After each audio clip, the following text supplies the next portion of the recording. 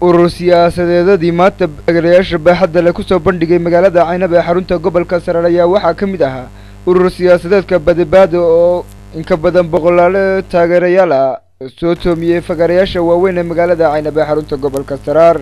taageerayaasha urur siyaasadeedka Badbaado oo ka badnaa boqolaal taageero isla markaasina sare u dhaafay halkii laga rabay ururada siyaasadda Somaliland ee u asteysay guddida diiwaangelinta ururada siyaasadda Somaliland 200 oo qof ayaa waxa ay soo tubeen fagaaraha barxadda weyn ee magaalada Caynaba boqolaal taageerayaal ah kuwaasi oo inta badan ku dhawaaqayay gabayo iyo hadallo ay ku taageerayaan urur siyaasadeedka Badbaado.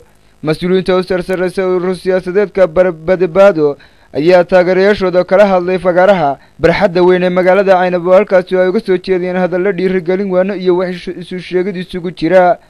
haddaba waa kan gudoomiyaha urur siyaasadeedka Badbaado oo la hadlaya taageerayaashiisa. danta galbeedka iska ilaaliya, galbeedka bariga iska ilaaliya, hada min shaydaan weeye. nabigu wuxuu ducuuha fa innaha muntina iskaga tagay qabyaaladu waa xune. waxaan rabnaa haddii ay ka dhigo in wadanka la bedelo oo shariicada islaamka lagu dabaqo oo talada loo hagaajiyo oo nabadgelyo la keeno oo dadku cadaalad baa deeqda. qabyaaladu ma deeqda, cadaalad baa deeqda, cadaalad baa deeqda, cadaalad baa deeqda, cadaalad loo keeno nabadgelyo inaga gudaheena iyo dadka jaarka ah iyo cid walba nabadgelyo inaynu siino. waxaa loo baahan yahay inaynu keeno talo wada tashi in la keeno la rabaa, ummadda in lala tashado oo talada laga qayb geliya la rabaa. waxaa la rabaa hidimo in la keeno, waxaa la rabaa horumar in la keeno. ummadaha madax fiican hela sida Turkiga oo kale horumar bay ku sameeyeen 10 sano ay ku gaareen meel horumar. inaguna saas oo kale waxaan himalaysanayna haddii Ilaahay ka dhigo nabda intaynu qaadano inaynu ku shaqayno qabyaaladda iska dhowrno qabyaaladda ka tagno Ilaahay subhanahu wa ta'ala qalbigeena aynu Ilaahay u soo noqono toobad keeno oo aynu gacanta isqabsano oo wadanka wuxuu qabano oo shariicada iska xukuno oo ogolaano oo raali ka noqono oo Ilaahay ugu mahadnaqno nimcada uu siiyay oo ku shaqayno. Ilaahay waxaan leenahay Ilaahay waxaan ka baryay inuu Ilaahay guusha inoo siiyo guusha mar walba guusha ina siiyo.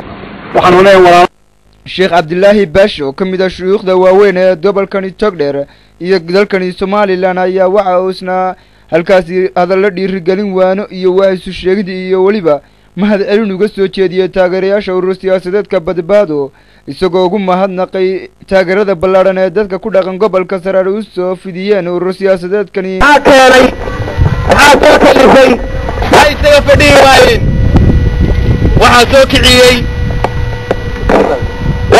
kiciyay iimaan baa soo kiciyey, waxaa soo kiciyey isbiirad baa soo kiciyey, waxaa soo kiciyey wixii ay weligoodba ay tamaniyayeen ee ay jeclaayeen ee ay ku riyoonayeen ayay maanta maqleen. marka inay isu soo tiiraan waxa weeyaan waa gartood weeye. si kastaba ha ahaatee markani ayaa markii ugu horreysay siyaasadeedka Badbaado oo urur siyaasadeedka kaliya ee ku dhawaaqay inuu dalkani Somaliland ku dhiqi doono diinta Islaamka iyo kitaabkeena suuban ay isugu soo baxaan taageerayaal aad u tiro badan gudaha magaalada Caynaba.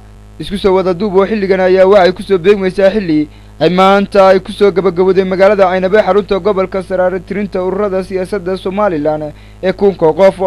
Axmed Hanad Gurey baqaya telefishinka caalamiga ee Bulsha TV Burco Somaliland.